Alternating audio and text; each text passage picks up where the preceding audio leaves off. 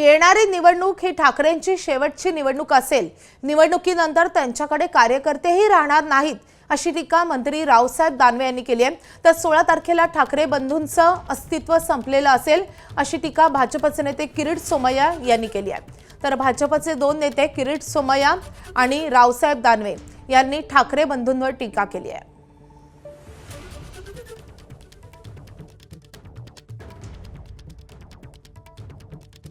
मागच्या निवडणुकीचा मी साक्षीदार आहे।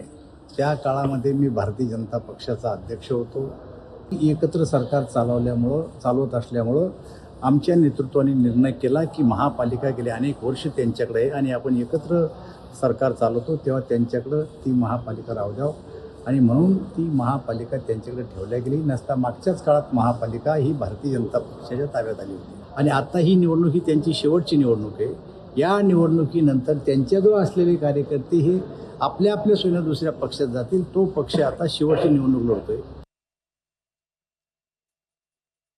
हे ठाकरे ते ठाकरे हे लढतायत महापालिकेचा माफिया कॉन्ट्रॅक्टरचा कमी तंटा हिस्सासाठी। उद्धव ठाकरे राज ठाकरेचं अस्तित्व राजकीय अस्तित्व 16 जानेवारीला संपणार आहे।